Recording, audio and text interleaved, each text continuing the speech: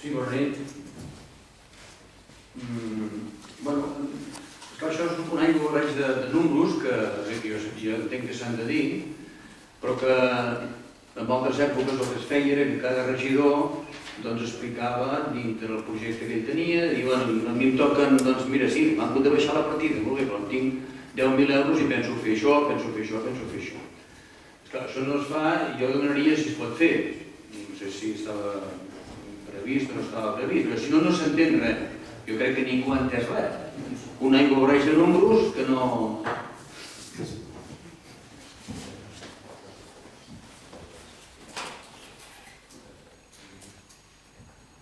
Bé, no es fa. No sé res. No? Va.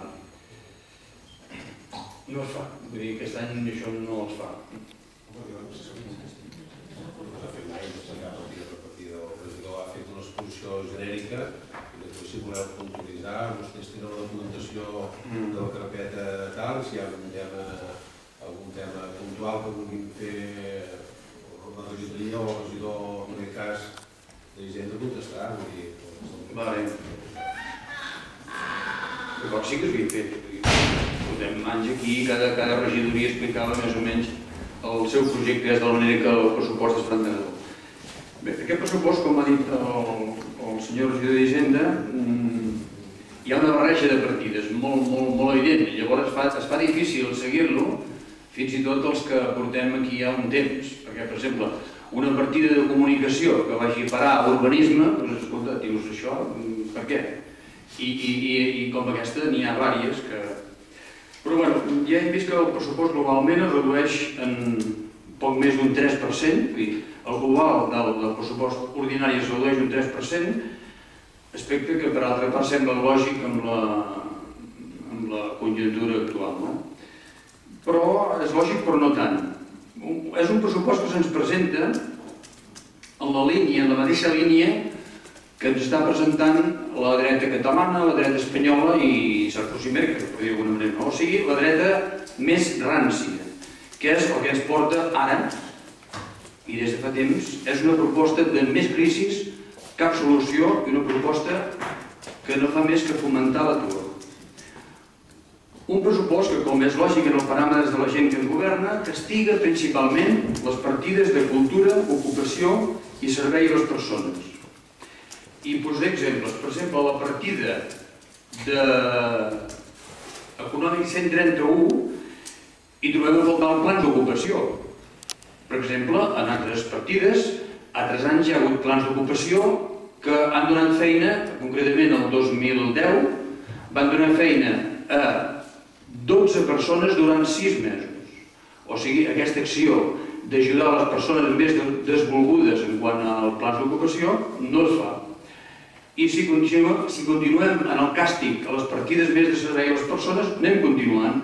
Diversos biblioteques, passem de 13.000 a 1.500, o sigui, la baixada no és d'un 3 i escaig per cent, la baixada és molt important. Despeses de cultura, de 22.000 a 7.500. Joventut, de 21.600, llavors si vas buscant diverses partides trobes dues de 8 que són 16, de 21.600 a 16. Són totes partides bàsicament de servei a les persones. La partida 226, que baixa des d'un 35%. Aquí hi ha diversos biblioteques, diversos cultures, diversos canals d'estiu, diversos. La partida del 453 d'unitat d'educació compartida, aquesta partida és una partida dedicada especialment a les persones amb més dificultats per aprendre i les persones amb exclusió social, resulta que aquesta partida pràcticament desapareix. Va de 8.000 a 2.000 euros, o sigui, la baixem amb un 75%. Continuem castigant en tota potència i en tota força les partides més socials. Subvencions de cultura, de 32.000 passem a 17.000. Formació de personal, hi posem 100 euros. O sigui, formació de personal de l'Ajuntament, 100 euros. O sigui, 100 euros, doncs ja veuen la formació que es pot fer a 50 o 60 persones que tenim. La baixada en benestar social ja és escandalosa també, perquè baixa un 50%. Les subvencions baixen de 17.000 a 8.500 i de 50.000 a 25.000. O sigui que el més segur, el més probable, és que ens trobarem fent modificacions de crèdit molt sovint. A part que tampoc la modificació de crèdit moltes vegades és un fall en el projecte inicial que no s'ha previst una cosa. A vegades no, però moltes vegades és així. Partides de subvenció a les AMPAs, 14.500 i queden en 10.000. 40% menys, comptant que tenim una AMPA més, que una altra escola més. Subvenció a l'esport. L'esport també és fonamental per la formació de les persones i per la integració de les persones en el nostre país, per dir-ho d'alguna manera. Doncs baixa un 21%. Després tenim conceptes com és el de manteniment de carrers, que queden 180, hi havia 199 i ara passa a 188, baixa una mica però no tant. Aquesta, si baixés una mica més, tampoc passaria res. Reparació de vehicles puja un 50%, o sigui que veiem que el vehicle, suposo, jo sé que els vehicles es van fent vells i cada vegada poden tenir més avaries, veritat. I les partides del concepte de subministraments elèctrics, de gas i de combustible, aquí no es pot baixar. Aquí, on s'ha de rebaixar, on cal estalviar, i aquí no ho fem. Pugem un 17% més. I aquí es podria estalviar, especialment amb l'enllumenat públic i amb l'enllumenat també d'edificis històrics, diguéssim. Vull dir, es podria rebaixar perquè no és lògic que a les 3 de la nit o les làmperes, els focus continuïn cremant i continuïn cremant de nits i de dies. Aquí es podria rebaixar bastant i no es fa. I si anem baixant amb les propostes que ens fan vostès, doncs llavors trobem les partides que no es toquen, no? Per exemple, retribucions a membres polítics no baixa, es manté en 50.000 euros. Aquesta no es toca. Aquesta, la retribució de membres polítics deu ser el sou del senyor alcalde i el senyor tinent d'alcalde. És aquesta, Després, indemnitzacions a membres polítics, aquesta puja una mica. Aquesta no baixa, aquesta puja, de 91.000 a 99.000. Trobem la de defensa jurídica, 25.000 euros. Defensa jurídica no la toquem. I el que es veu és que hi ha moltes coses que es deixen de fer o es fan sota mínims. Per exemple, la programació de la societat es deixa de fer o es fa sota mínims, concurs literari no es fa, concurs de pessebres no es fa, la rua de carnaval no es fa, el sopar de fi d'any no es fa, i altres temes que no, que seria un rosari de temes.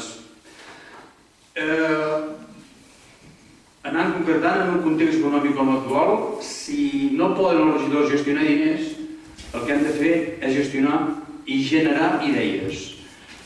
No és excusa, si no hi ha diners, no fer les coses. Les coses es poden fer igual, la majoria de pobles les fan, però les fan d'una altra manera, amb imaginació i treball. O sigui, la falta de diners s'ha de suplir amb imaginació.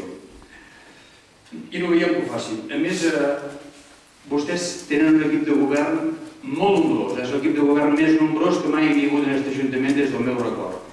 9 regidors, és un equip de govern molt nombrós, la majoria absoluta són 7.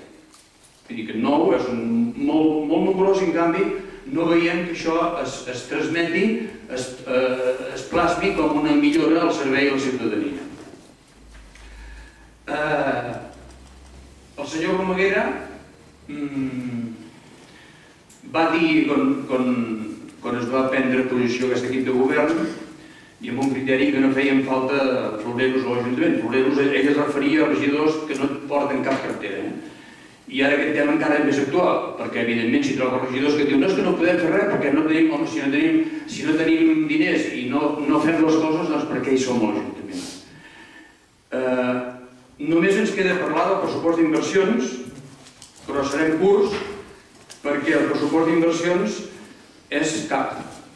O sigui, la inversió només és pagar, o sigui, hi ha una partida per pagar el conveni del terreny del senyor Ciurana que nosaltres ja amb tots els respectes hem dit diverses vegades i ens hem manifestat en contra. Senzillament. I ja un cop arribat aquí, ja he dit que el pressupost d'inversions era molt curt, realment ho és, perquè no hi ha res, i aquí acaba la meva intervenció. Moltes gràcies, senyor alcalde.